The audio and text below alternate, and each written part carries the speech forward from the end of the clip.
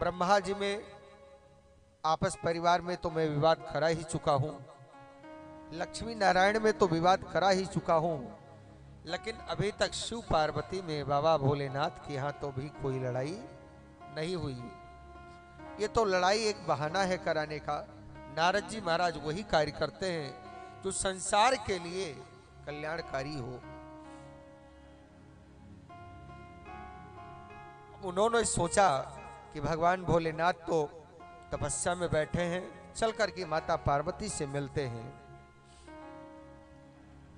माता पार्वती के आश्रम में आ गए और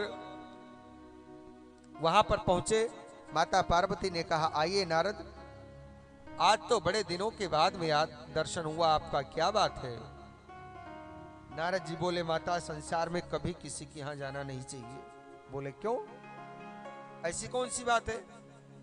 कहने लगे, मैया, संसार के लोगों में बनावटी प्रेम हो गया। अच्छा मैया, जो जिससे भी वे प्रेम करते हैं केवल बनावटी प्रेम करते हैं, हृदय से प्रेम नहीं है। और उनके यहां फिर जाने का क्या मतलब? दुनिया जिससे भी प्रेम करती है बनावटी करती है मैया। सुर नर मुनि सब किया हरि, सुर नर मुनि सब किया हरि, सुर नर मुनि सब किया हरि, सुर नर मुनि सब किया हरि।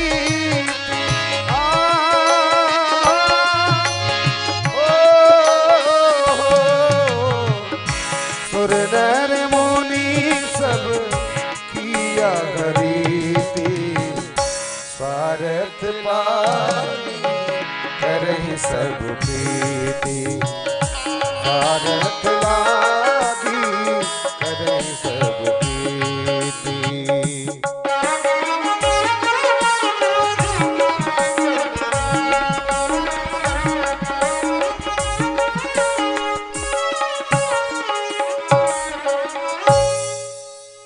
इसीलिए संसार में मैंने सभी के यहाँ ना जाना बंद कर रखा है। जो भी जिससे प्रेम करता है स्वार्थ है।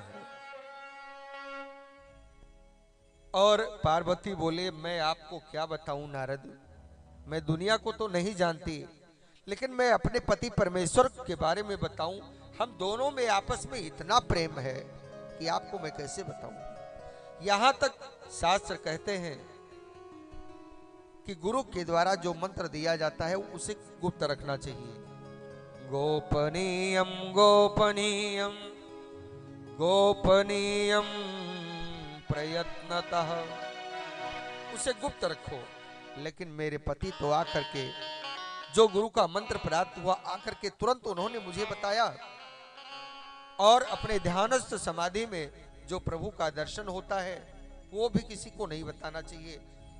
मेरे प्रभु तो आकर के तुरंत मुझे बताते हैं, आज मैंने राम का दर्शन किया, आज मैंने कन्हैया की बाकी झांकी का दर्शन किया।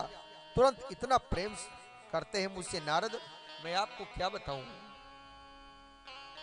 मैया, तब तो बड़ी अच्छी बात है,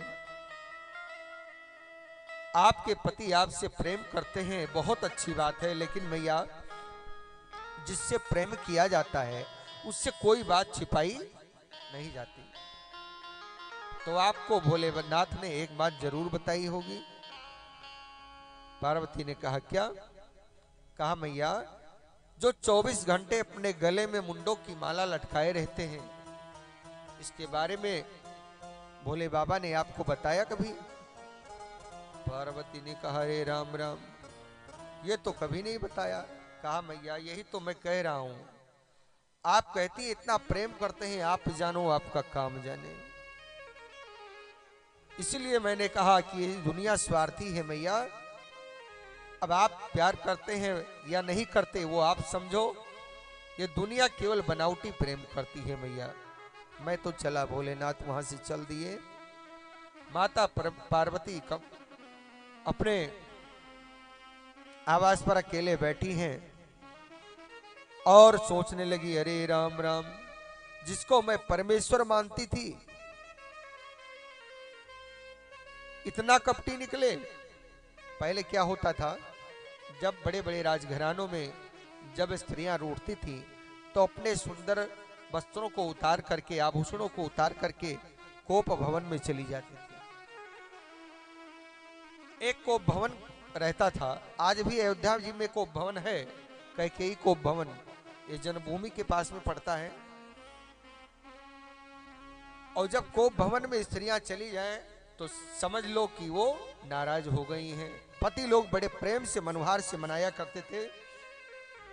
और नारद जी महाराज वहां से जब चले तो जाते जाते भूत भवन भोलेनाथ को बताते गए कि बाबा आश्रम जल्दी पहुंचना, मैया पार्वती आपका इंतजार कर रही हैं। भोलेनाथ ने कहा, नारद जहां आपके चरण पड़े हो वहां तो जरूर याद करेंगे ही। समझ गए, भोले बाबा तो अंतर्यामी हैं, सब समझ गए। माता पार्वती को भवन में चली गई। शंकर जी ने देखा मेरे आश्रम से नारद जी निकले हैं तो जरूर बात है। जहां नारद का चरण पड़ा वहां तो कल्याण ही कल्याण होना है।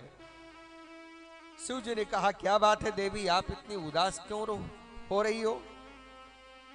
मैया पार्वती ने कहा, रहने दो, एक तो बाहर से भी काले, दूसरा भीतर से भी काले। कहा, देवी तुम क्या बोल रही हो? काला तो वो होता है जो कपटी होता है, मैंने तुमसे कभी कोई कपट किया? आप मुझे कपटी बोलती हो? पार्वती ने कहा, 24 घंटे जिस मुंडों की माला गले में लटकाए फिरते हैं, आपने इसके बारे में कभी मुझे बताया? भोले बाबा के नेत्र सजल हो गए, दोनों नेत्रों से अश्रु टपक पड़े। कहा, देवी यही तो इसका प्रतीक है कि मैं तुमसे कितना प्रेम करता हूं। जितनी बार तुम शरीर अपना शांत करती हो उतनी बार तुम्हारे सिर को मैं काट करके अपनी माला में पिरो लेता हूं और लटकाए लटकाए घूमता रहता हूं। उसके बाद में आप मुझे कपटी बोलती हो। यही तो प्रमाण है मैं तुमसे कितना प्रेम करता हूं। कहा, रे राम राम, तब तो आप महान कपटी निकले। बोले, वो कैसे? आपने कौन सी बूटी पी रखी है जो कि आप कभी मरते ही नहीं, मुझे ही बार बार मरना पड़ता है? भोले बाबा के नेत्र सजल हुए। कहा, देवी मैंने एक अमृत रस का पान किया है जिसे हम अमर कथा के नाम से जानते हैं। मैया का नेत्र सजल हुआ। कहा, प्रभु आप मुझे भी पिलाने की कृपा करें। भोलेनाथ ने कहा, जरूर पान कराऊंगा। इस प्रकार ऐसे अद्भुत अमर कथा रस का पान किया जिससे संसार के आवागमन के कुचक्र से हमेशा मुक्ति मिल जाती है। मेरा न तो कभी जन्म होता है न कभी मरता हूं।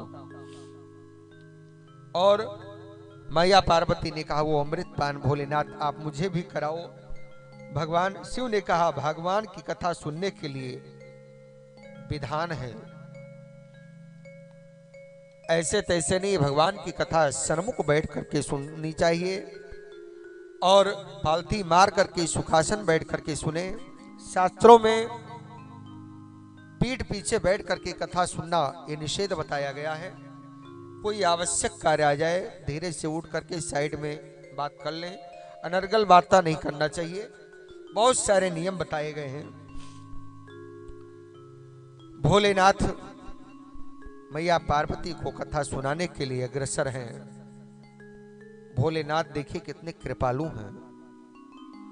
भोलेनाथ से निराला कोई और नहीं।